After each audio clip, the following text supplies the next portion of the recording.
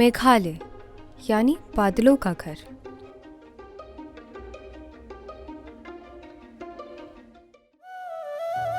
Meghalaya, a port of cloud यानी बादलों का घर। उत्तर पूर्व का एक बेहद खूबसूरत राज्य है मेघालय। यहाँ प्रकृति अपने सुंदरतम रूप में दिखाई देती है। बादल ऊंचे ऊंचे वृक्षों के बीच से बेफिक्र गुजरते हैं। मन करता है इन्हें हाथ बढ़कर छू लिया जाए। पहाड़ों, खूबसूरत झरनों और हरियाली से लथपथ मेघालय में आकर यूं लगता है मानो आप प्रकृति के सबसे करीब पहुंच गए हैं। मेघालय का अगर आप संधि विच्छेद करेंगे तो मेघ का मतलब होता है बादल, आलय मतलब घर। बे ऑफ बंगाल आपके just across the border Meghalaya से बांग्लादेश है, उसके नीचे बे ऑफ बंगाल है। और बे ऑफ बंगाल से जो वाटर इवापोरेशन होके आता है तो यहाँ पे पहाड़ियों में आके टकरा के फिर वो मानसून बन के यहाँ पे बरसता है। बांग्लादेश की सीमा से लगे राज्य मेघालय की आबादी बहुत ज्यादा नहीं है, लगभग 38,65,000 के करीब है।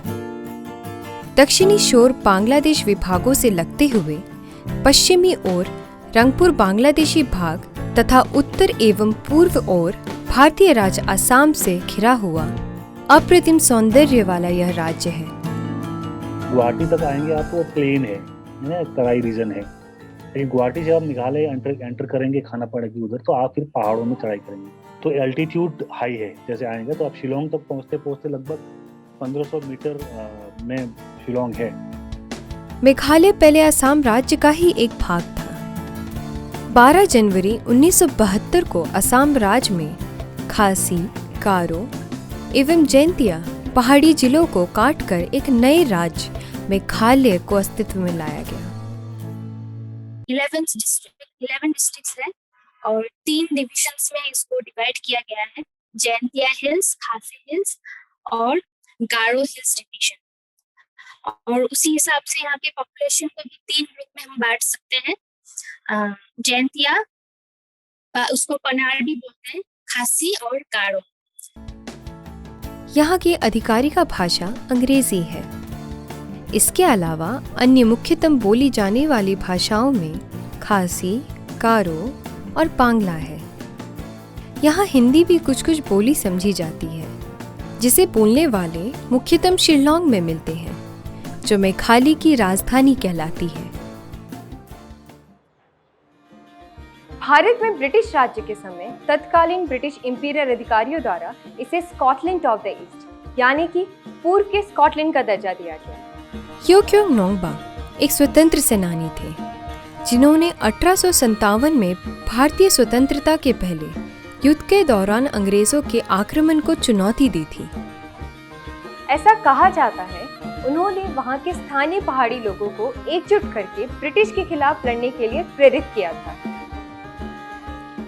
Before this Kyanongbano, before they hang him on the cross, before they hang him, he told he said some words. He told that well, suppose if my head fall on the eastern, means that you all people in Meghalaya you will get the freedom. If my head it's in the western, mean that you will suffer forever. But actually, when Kyanongbano, when he died, his head will fall on the eastern. So maybe for that, from that day only, actually we get freedom in Meghalaya. We are free from everything. खेती बाड़ी यहाँ के लोगों का मुख्यतम पेशा है। तेज पत्ता यहाँ का प्रमुख उत्पादन है और इसे बड़ी मात्रा में उगाया जाता है। सुपारी के पेड़ लगभग हर घर में नजर आते हैं। संतरे और नींबू की भी प्रजातियां यहाँ उगाए जाते हैं। चूंकि मेघालय की अधिकांश आबादी खासी जनजाति की है, तो वहाँ के लोकल फूड की बात की जाए तो वहाँ ज्यादातर खासी कुजीन मिलते हैं। खासी कुजीन में ज्यादातर राइस, पोर्क और चिकन का उपयोग होता है, पर वहाँ पर स्थानीय लोगों द्वारा खेतों में उगाए जाने वाले लोकल वेजिटेबल जैसे आलू, पम्पकिन का भी उपयोग बहुत होता है।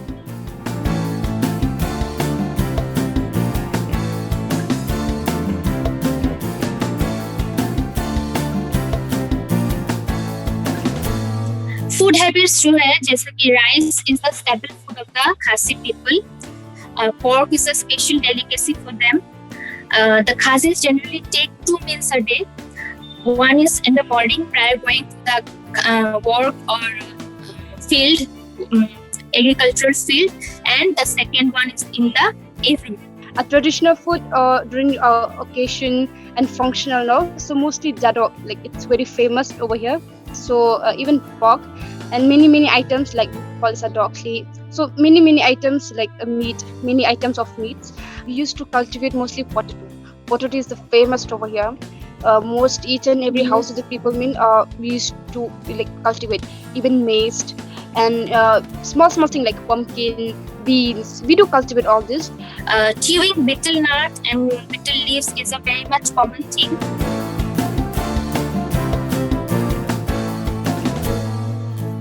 सेवन सिस्टर स्टेट्स यानी नॉर्थ ईस्ट की बात की जाए तो वहां जाने वाले टूरिस्ट को पहले एक स्पेशल परमिट लेनी पड़ती थी कोई भी नॉर्थ ईस्ट स्टेट में जाने के लिए, पर 1955 को इस रिस्ट्रिक्शन को मेघालय से हटा दिया गया। मेघालय में देश के कुछ सबसे घने प्राथमिक वन हैं और इसलिए यह भारत के सबसे महत्वपूर्ण इको टूरिस्ट सर्किट में से एक है।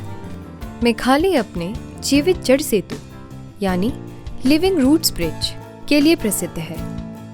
रबड़ के पेड़ों के जड़ों से बना यह पुल अद्भुत सोच का नमूना है। मेघालय के अन्य टूरिस्ट स्पॉट्स भी काफी लोकप्रिय हैं।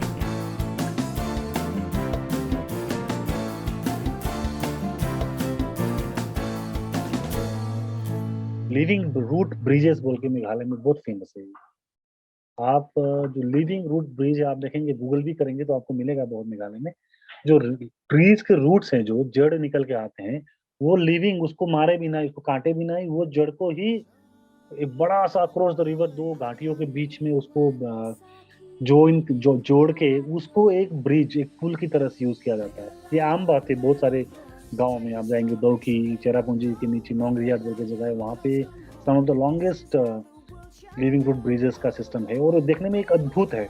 वो मेरे ख्याल से संसार में कहीं भी ऐसा नहीं है, क्योंकि लैंडस्केप अच्छा है तो फिर जो प्लेन एरिया से लोग आते हैं यहाँ पहाड़ों का मजा लेने के लिए। और पहले उतना मेघालय के बारे में इतना पता नहीं था लोगों को। बंगाल से, आसाम से लोग बाहर की तरफ जाते थे, शिमला, कश्मीर, ये ज़्यादा जाते। तो आजकल थोड़ा पब्लिसिटी भी होने लगी, तो धीरे धीरे दिल्ली से, बॉम्बे से, महाराष्ट्र से ना यहाँ से भी लोग आने लगे हैं। तो यहाँ का ये लैंडस्केप का मजा लेने के लिए वो और सबसे अच्छा चीज़ यहाँ का क्या है कि वेदर बहुत ही प्लेजेंट है। गर्मी में मैक्सिमम टेम्परेचर यहाँ पे जो पहाड़ों में 28 से ज़्यादा ऊपर नहीं जाता है और ठंडा में 0 नहीं होता है।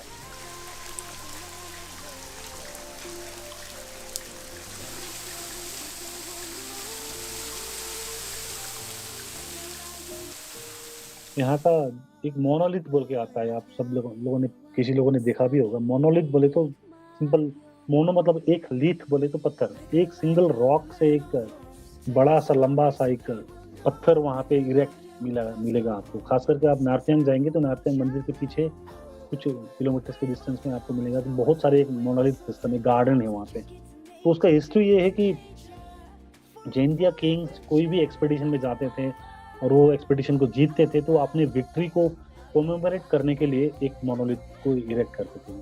तो बहुत सारा है वहाँ पे, हंड्रेड्स ऑफ मोनोलिथ है ऐसे। और खासी जैंतिया लोगों का जो एक अपना सिंबल भी है, तो उनको घर में कोई तो एक मोनोलिथ होते हैं उसको ना, तो मोबन्ना बोलते हैं खासी। मोबन्ना एक मो मतलब पत्थर को मो बोलते खासी लैंग्वेज में। तो मोनोलिथ का एक सिंबॉलिक भी बहुत इंपॉर्टेंस है। यहाँ का लोग पत्थर को, मोनोलिथ को बहुत रिवियर करते हैं।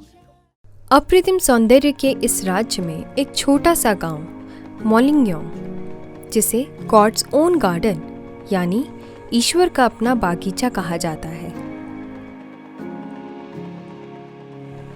यहाँ के लोगों की इसी आदत ने 2003 में मोलिंगयोंग गांव को सुर्खियों में पहुंचा दिया, जब इसे एशिया क्लीनेस्ट विलेज घोषित किया गया।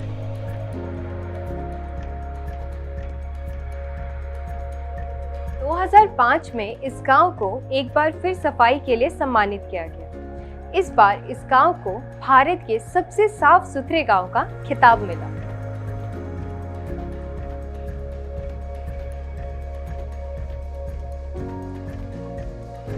मेघालय की प्रमुख जनजातियाँ खासी, गारो और जैंतिया के प्रत्येक जनजाति की अपनी संस्कृति, परंपरा, पहनावा और भाषाएं हैं।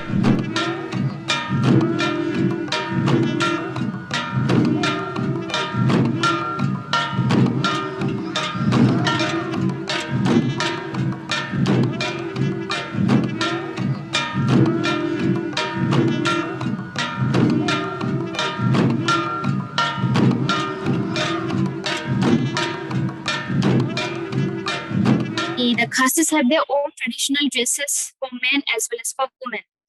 The traditional dress for a Khasi men consists of a sleeveless coat with long fringes coming along with a hem and a dhoti made of silk, a chadar or a shawl made of silk thrown. The Khasi women use a few pieces of clothes as their dresses, and they are known as ka, jimping, ka, jinsem. You know, in Khasi, we have this Khasi even traditional during dancing. No, during dance, they used to wear this one. This is called Jain Singet Kli. Okay, Jain Singet Kli, this one, and this is Jain Thos them, and this is Dhara, because it's a Dhara. This is Paila. So mostly we use this. No, we used to wear during function.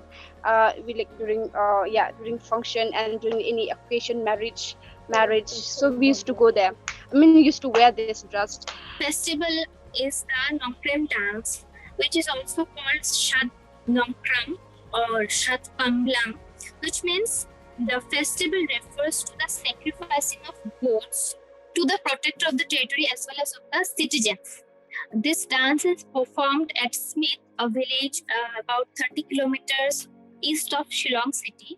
Cultural tourism भी है बड़ा एक ये, क्योंकि ये यहाँ के जो इंडिजिनस पॉपुलेशन है, ट्राइबल पॉपुलेशन है, खासी, जैंतिया, गारो, कोच, राजवंशी, बोडो, राभा, हाजोंग, ये सब ट्राइब यहाँ के जो इंडिजिनस ट्राइबल्स हैं मेघालय के, और तो इनका अपना ही एक कल्चर है, अपना एक जीवन शैली है, इनका अपना ही एक स्वधर्म है अपना।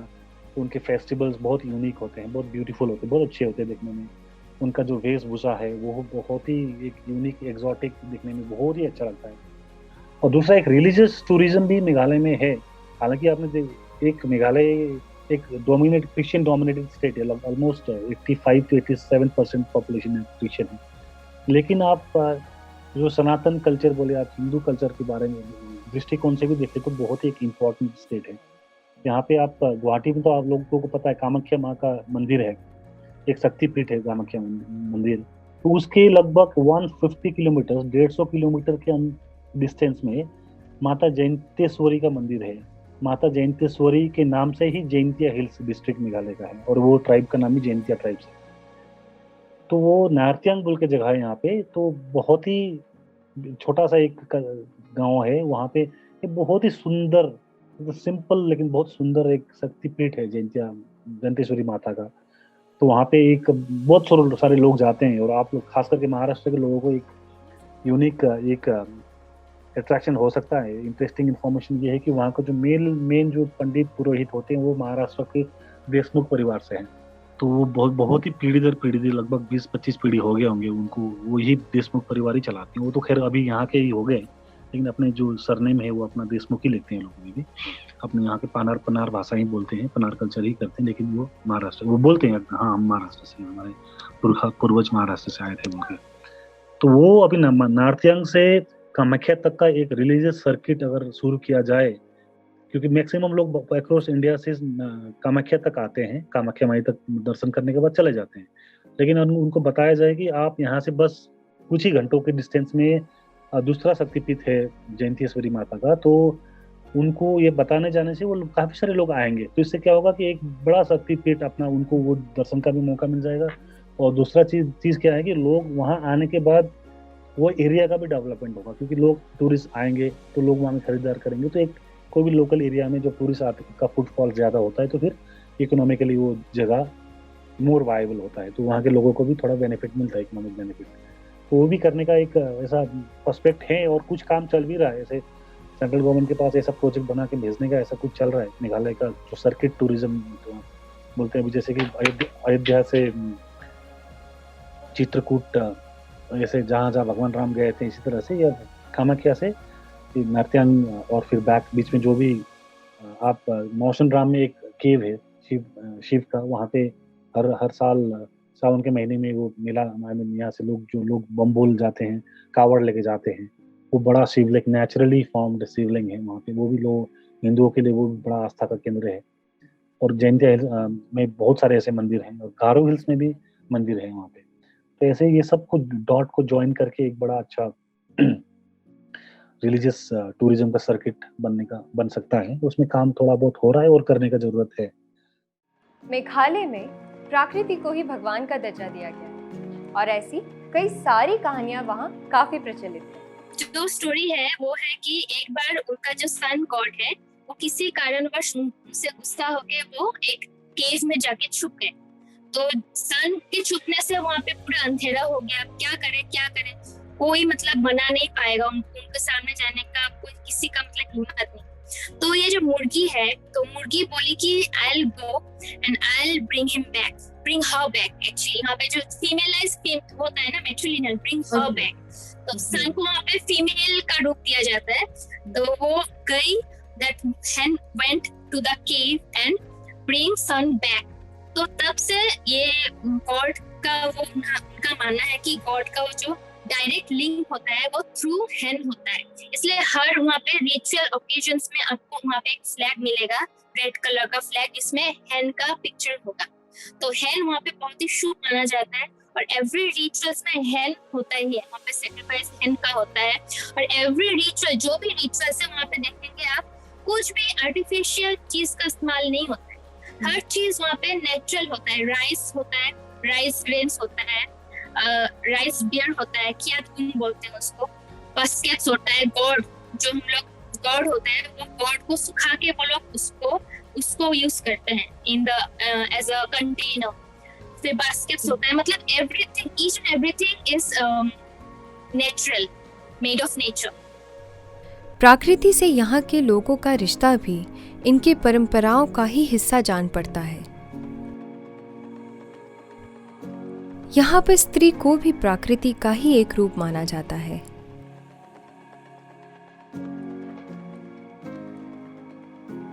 मेघालय में महिला सशक्तिकरण की शानदार मिसाल यही बताती है कि यहाँ के लोग प्रकृति के हर रूप का आदर करते हैं।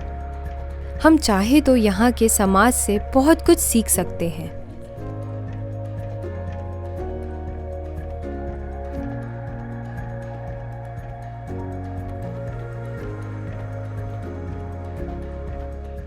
मेघालय में मैट्रिलिनियल यानी मातृवंशी समाज है।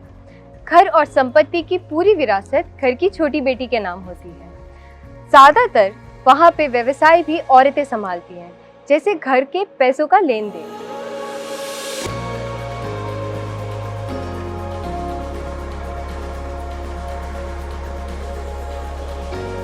जो चीज सबसे अच्छी बात है यहाँ पे कि girls safety, women safety, women empowerment, वो बहुत ज्यादा यहाँ पे देखने को मिलता है। क्योंकि यहाँ पे बाजार से लेके एग्रीकल्चर हो या फिर कुछ मार्केटिंग हो, ऑफिस हो, कहीं पे भी फीमेल्स का ही वहाँ पे दबदबा है, फीमेल्स का ही वहाँ पे राज चलता है। और वुमेन से आप कहीं पे भी जाइए, आपको कुछ एक भी वो वहाँ पे प्रॉब्लम, दिक्कत नहीं होगा। वुमेन्स को ये इतना सेफ्टी है।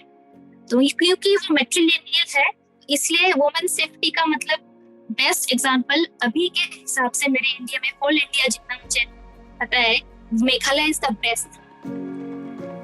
मेघालय कुछ महानतम अनुभवों का घर है जो एक यात्री कभी भी प्राप्त कर सकता है।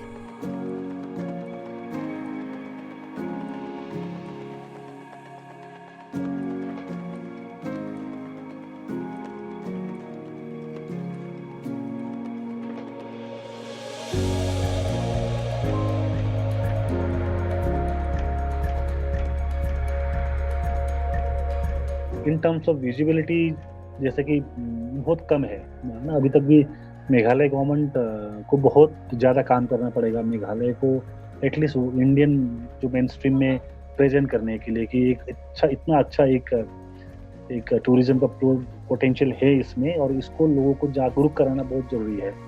जब लोगों को पता ही नहीं चलेगा तो फिर आएंगे कैसे ना। बाकी लोगों जैसे दार्जिलिंग, सिक्किम, कश्मीर, शिमला के बारे में लोग जानते हैं, तो मेघालय के बारे में उतना जानते नहीं। तो वो एक बहुत बड़ा कमजोरी है। तो उसमें बहुत सारा काम करना पड़ेगा पब्लिसिटी और विजिबिलिटी के दृष्टिकोण से देखें। ये सूरज के किरणों की अटखेलियां, पेड़ों के छुरमुक में मचलती हवाएं, पहाड़ों के बीच इठलाती सड़कें, ऊंचाइयों से गिरते झरने, धरती से मिलने को बेताब बादल, आकाश से उतरा हुस्न ज़मीं पर, प्राचीन आदिवासी संस्कृतियां, व्यंजन, पवित्र उपवन और सबसे ऊपर लुढ़कती पहाड़ियां और इनकी धुंधली हवा, यह सब कुछ आश्चर्य रूप से सुंदर है।